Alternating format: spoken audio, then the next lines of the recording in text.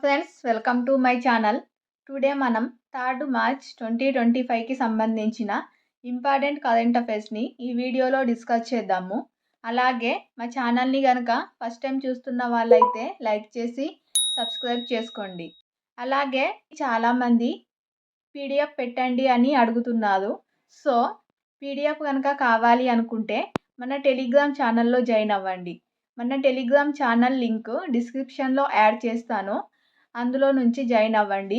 లేదా Telegram open చేశాక మడావిస్ tutorial అని సెర్చ్ చేస్తే మీకు మన యూట్యూబ్ ఛానల్ లోగోతోని కనిపిస్తుంది. అందులో జాయిన్ అవ్వండి. మీకు పీడిఎఫ్ ప్రొవైడ్ చేస్తాను. టుడే ఫస్ట్ టాపిక్ కనుక చూసినట్లయితే జాబిల్లిపై బ్లూ గోస్ట్. అమెరికాకు చెందిన ఒక ప్రైవేట్ ల్యాండర్ చందమామపై విజయవంతంగా కాలు మోపింది. ఫైర్ప్లే ఏరోస్పేస్ సంస్థకు చెందిన బ్లూ గోస్ట్ వ్యోమనౌక ఈ ఘనత సాధించింది. చందమామపై కూలిపోకుండా, పక్కకి పడకుండా సరైన స్థితిలో వ్యోమనౌకను దించిన తొలి ప్రైవేట్ సంస్థగా చరిత్ర సృష్టించింది.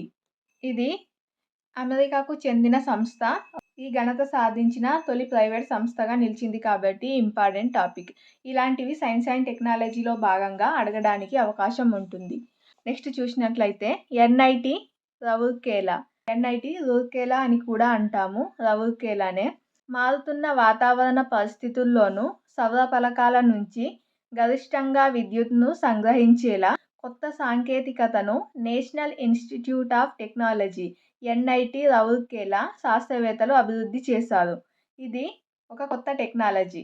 అలాగే నెక్స్ట్ దక్షిణ కొరియాకు అమెరికా విమాన వాహక యుద్ధ నౌక. అమెరికాకు చెందిన విమాన వాహక యుద్ధ నౌక యుఎస్ఎస్ కార్ల్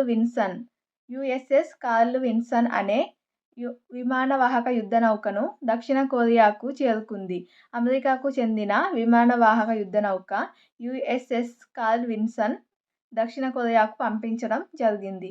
అమెరికా దక్షిణ కొరియా మధ్య గల పటిష్ట సైనిక అనుబంధాన్ని ఈ పరిణామం వెల్లడిస్తుందని దక్షిణ కొరియాకు చెందిన నౌకాదళం తెలిపింది. అలాగే నివేదికలు చూసినట్లయితే యునెస్కో ఒక నివేదికను అయితే విడుదల చేసింది. యునెస్కోకు సంబంధించిన నివేదికలు చాలా ఇంపార్టెంట్.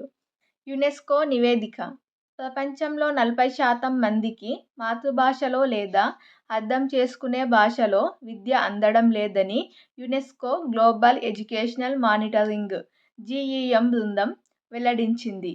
యునెస్కో అంటే United Nations Education Scientific Cultural Organisation. 25వ అంతర్జాతీయ మాతృభాష దినోత్సవం సందర్భంగా languages matters global guidance on multilingual education పేరుతో GEM గ్లోబల్ ఎడ్యుకేషన్ మానిటరింగ్ ఈ నివేదికను విడుదల చేసింది. అలాగే అల్ప మధ్యాదాయ దేశాల్లో స్థానిక భాషల్లో విద్య అందని వారి సంఖ్య 90% పైగా ఉంటుందని, అలాగే కోవిడ్ కారణంగా చదవడంలో, లెక్కలు చేయడంలో విద్యార్థుల ప్రతిభ తగ్గిపోయిందని ఈ నివేదిక వెల్లడించడం జరిగింది. ఇలాంటి నివేదికలకు సంబంధించి ఎగ్జామ్స్లలో స్టేట్మెంట్ పాయింట్ ఆఫ్ వ్యూలో క్వశ్చన్స్ అడగడానికి అవకాశం ఉంటుంది. అలాగే నెక్స్ట్ చూసినట్లయితే అమెరికా అధికారిక భాషగా ఇంగ్లీష్. అమెరికా అధికారిక భాషగా ఇంగ్లీష్ను ఎంపిక చేస్తూ తీసుకున్న నిర్ణయానికి అధ్యక్షుడు డొనాల్డ్ ట్రంప్ ఆమోద ముద్ర వేయడం జరిగింది. ఇది ఫ్రెండ్స్ టుడే 3 మార్చ్ 2025కి సంబంధించిన కొన్ని ఇంపార్టెంట్ కరెంట్ అఫైర్స్. ఈ వీడియో మీకు నచ్చినట్లయితే లైక్ చేసి మా ఛానల్ని సబ్స్క్రైబ్ చేసుకోండి. దీనికి సంబంధించిన పీడిఎఫ్ కావాలనుకుంటే మన టెలిగ్రామ్ ఛానల్లో జాయిన్ అవ్వండి. అలాగే అందులో కరెంట్ అఫైర్స్ సంబంధించిన పీడిఎఫ్స్ కాకుండా జాబ్స్కి సంబంధించిన అప్డేట్స్, అన్ని కాంపిటేటివ్ ఎగ్జామ్స్కి ఉపయోగపడే అన్ని అప్డేట్స్ ప్రొవైడ్ చేయడం జరుగుతుంది. Thank you.